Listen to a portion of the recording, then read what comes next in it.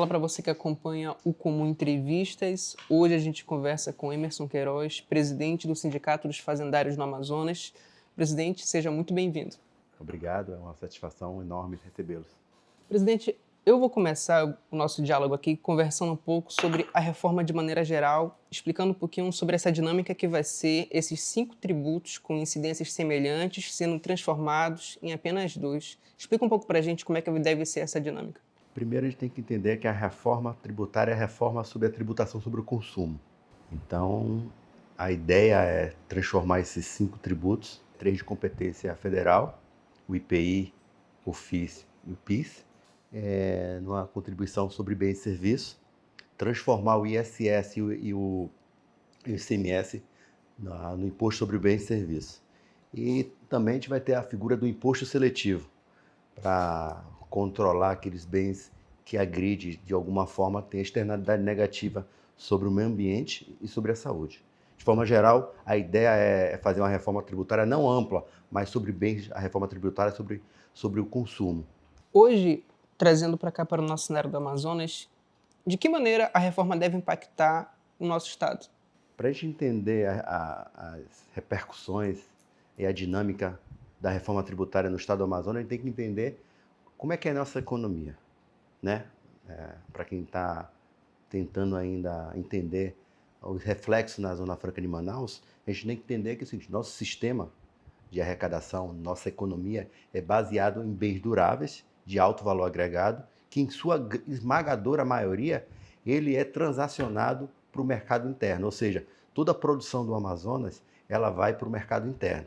Isso implica dizer que no ambiente de IVA, no ambiente de imposto sobre valor agregado, que tem a sua destinação da arrecadação no destino, a gente acabaria sendo prejudicado, porque toda a nossa produção ela é demandada para o resto do país. Então, a gente perderia, nesse sentido, a gente perderia muita arrecadação. Mais ou menos 95% da nossa arrecadação é proveniente de transações interestaduais, ou seja, essa tributação ela vai ser paga lá no destino, e aí a unidade de origem a receber o tributo seria a unidade. Então, assim, entendendo a dinâmica da nossa economia, a gente entenderia que o imposto sobre valor agregado, como é adotado nas grandes federações, né, acho que 21 das 32 federações utilizam esse IVA de alguma forma, ou o IVA único ou o IVA dual, né? Especificamente o Canadá e a Índia usam o IVA dual, é o modelo que o Brasil está ocupando, vai adotar. E nessa sistemática de cobrança no destino, que reduz, né, ela tem a grande mérito de reduzir a guerra fiscal, que é um dos grandes problemas do sistema tributário nacional, é você reduzir essa guerra fiscal. E a tributação no destino é um dos mecanismos que acaba trazendo essa guerra fiscal a um número, a um patamar bem aceitável. Hoje a gente sabe que um dos impostos que devem ser extintos é o IPI, né? A gente deve ter algum tipo de vantagem caso a reforma ocorra e seja aprovado. Até que ponto é nocivo essa extinção do IPI e a reforma deve trazer alternativas para a gente? Como é encarado isso hoje? O IPI é um imposto que é decisório para trazer uma grande empresa, decidir se a empresa vem ou não para o Amazonas, né? Uma vez que a gente tem o IPI como o nosso principal imposto de tornar a empresa atrativa para produzir na nossa região, sobretudo no polo industrial de Manaus, uma vez ele extinto, acabaríamos, pensando dessa forma, perderíamos as vantagens competitivas do IPI, né? Que é o grande diferencial. Mas o texto, pelo menos o texto inicial que foi aprovado na Câmara dos Deputados, parece-me que a gente garante, de alguma forma, manter a competitividade e o que era IPI talvez vá lá para o imposto seletivo e aí a gente consegue, de alguma forma, compensar a produção de bens, produtos, né, que são produzidos aqui, acaba direcionando uma alíquota de imposto seletivo para o restante do país. Isso vai fazer com que o diferencial de competitividade acabe se mantendo na região. O que a gente tem que tentar entender são os fundos, né? Que os fundos, hoje, praticamente 1 a 2 bilhões, quase 2 bilhões, a gente arrecada com o sistema tributária atual do FTI, da UEA e do FMPS. Esses 3 fundos, hoje, da ordem de 2,5 bilhões de reais, e a gente tem que achar uma maneira de compensar esses fundos, tá? Porque a questão da competitividade do ICMS, do IPI, eu acho que ele vai mudar de nome, ele vai entrar essa competitividade, vai ser para o imposto seletivo, que é o imposto que vai estar sob comando do governo federal. E aí a gente mantém o polo atrativo. O governo federal também anunciou uma espécie de fundo para iniciativas ambientais, outras alternativas econômicas aqui do estado do Amazonas. Ele também explica que pode ser possíveis recursos que vão amparar o estado caso haja perca de arrecadação por conta dos reflexos da reforma. Como o senhor avalia isso? Assim, existe uma crítica contundente em relação a esses fundos, para compensar, né, para quem já tem incentivos fiscais vigente até 2032, talvez a lei complementar 160 de 2017, ela convalida. Quem já teve seus incentivos convalidados, eles teriam ressarcido. É para ressarcir até, sei lá, 2032, a gente vai ter esses incentivos fiscais vão ser convalidados. A crítica que se faz é o tamanho desse fundo para compensar todos os incentivos fiscais que a gente tem na atualidade. Então, a crítica é essa, mas parece-me que está destacado para as empresas que têm incentivos fiscais ancorado nessa lei complementar 160 de 2017, elas não teriam nenhum tipo de prejuízo. Mas, assim, a crítica que se faz desse fundo é qual o tamanho desses incentivos convalidados, né? Então, seria uma bomba fiscal que está embutido na Constituição, que a gente acaba sendo temeroso a gente não entender a dinâmica. Mas, assim, independentemente da questão do ressarcimento das empresas que têm incentivo fiscal hoje, a gente precisa que essa reforma seja aprovada também no Senado, porque ela tem um impacto muito positivo na economia. E o Amazonas, com certeza, vai sair beneficiado após a aprovação da reforma. Então, assim, é um momento, assim, é uma disrupção. A gente está tratando essa reforma tributária como se fosse o Plano Real de 94, que mudou a história da economia do país. Então, essa reforma está sendo esperada por muitos agentes econômicos. Hoje, caso ela seja implantada, em quanto tempo, mais ou menos, na prática, a gente deve observar as mudanças em campos práticos, por exemplo, no Bolsa do Trabalhador ou de empresários? A gente tem visto estudos de impactos setoriais pós-reforma, né? A reforma ele tem um período de transição que, assim, alguns criticam esse período de transição em função, a gente vai conviver com o atual sistema que é caótico, disfuncional, e a gente embute um sistema simplificado. Como é que funciona esses dois sistemas lado a lado? Assim, uns criticam que a transição ela foi muito longa, principalmente para os estados e municípios, quase 50 anos, mas, assim, talvez seja para calibrar. Talvez não, muito provavelmente essa transição longa do imposto sobre bens e serviços para a gente tentar, tentativa e erro, acertos, para a gente corrigir qual a alíquota de referência, como é que a gente calibra isso. Então, acho que, e aí para também, foi um apoio dos estados e do município para apoiar a reforma, que houvesse uma transição lenta, suave. Outros criticam, né, que deveria ser uma transição mais rápida, como está acontecendo com o imposto seletivo e com o IBS, com a contribuição CBS, que é o da União. Os impostos da União vai ter uma transição mais rápida. Então, nesse sentido, os efeitos dos dois tributos, né, de competência federal e dos estados e municípios, eles vão ter efeitos diferenciados. Mas para o conjunto da economia e para os agentes econômicos, eu acho que ele vai ter um efeito já dinâmico na Bolsa de Valores, nos ativos financeiros, talvez a expectativa dos agentes ele melhore, e isso tudo pode se refletir na taxa de juros, então, em outras variáveis, mas o efeito prático da reforma ele vai demorar um pouco para a gente sentir na economia e porque o final de tudo, acho que talvez 2033 seja o início dos tributos ser extinto e começar. Hoje, o texto prevê que caso seja aprovado, as iniciativas iniciam ali no ano de 2026, na prática. Até lá vai ter uma margem aí de adaptação. Agora, trazendo um pouco mais para o viés da nossa bancada, nas duas casas federais hoje no Congresso, a gente percebe que o discurso em torno da reforma é um discurso completamente técnico e tributário, né? E exige habilidade. Hoje a gente vê, por exemplo, estados de personagens que estão no Senado que devem ser bastante valorizados e beneficiados em relação à reforma. Como se avalia hoje, no âmbito, no campo da Câmara Federal e também do nosso Senado, a postura, o discurso, como se avalia hoje a nossa bancada amazonense no Congresso em relação às articulações na reforma? Nós conseguimos um grupo de trabalho inserir 2 ou 3 deputados.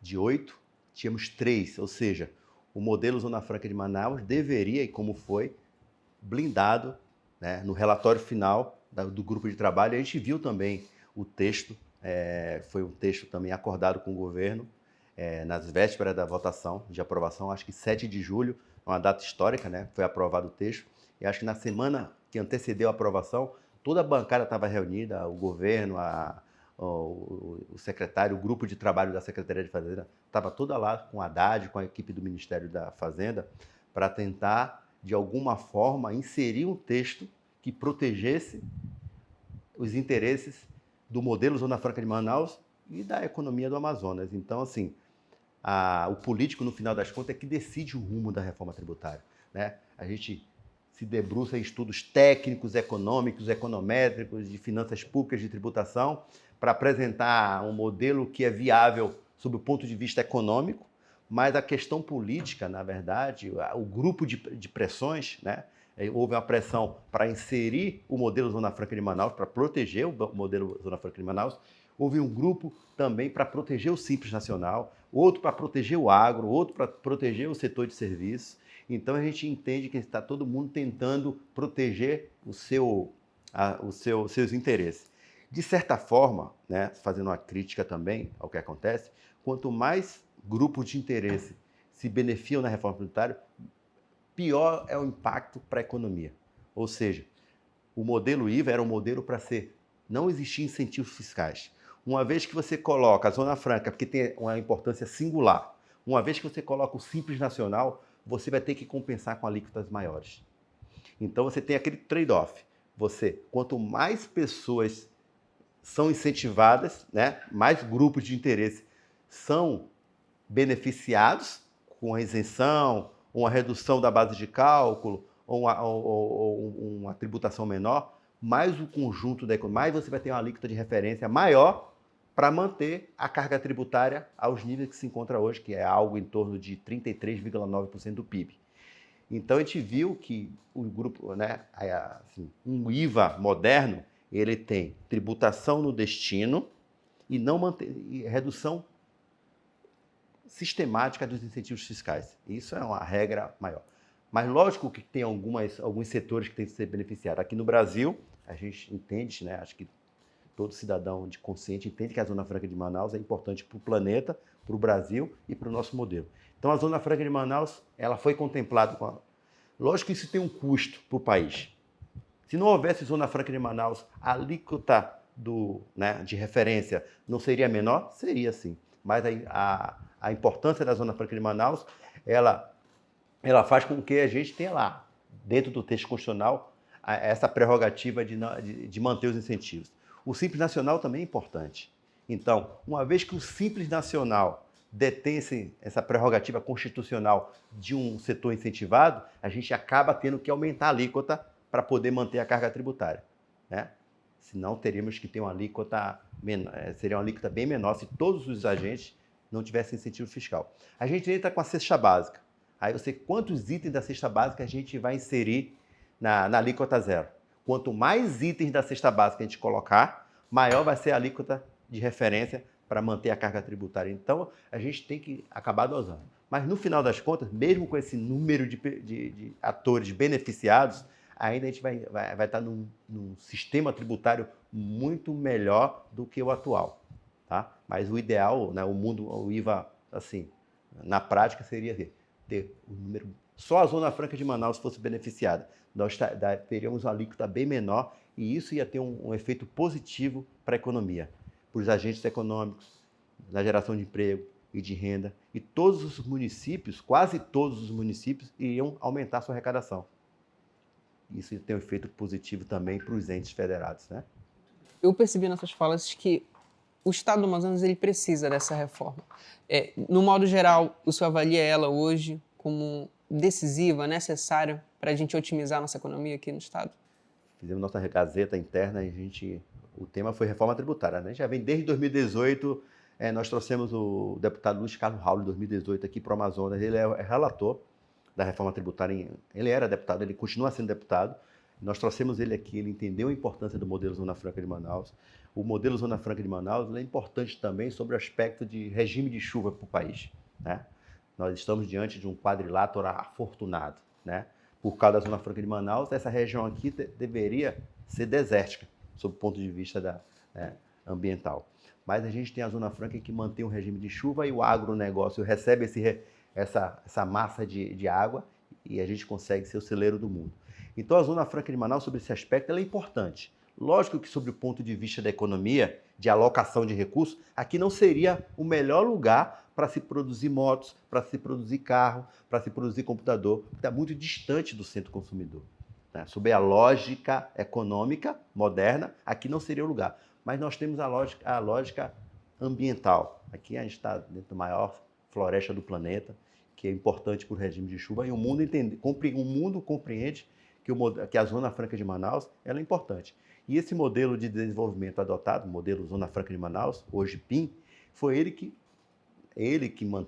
é o modelo que trouxe esse desenvolvimento para a Amazônia e a preservação de 97% da nossa floresta. Se a gente olhar para os nossos vizinhos aqui da região amazônica, a gente vê o Pará, como é que é a economia do Pará, a gente vê ali Rondônia, então a gente mantém a nossa floresta intacta.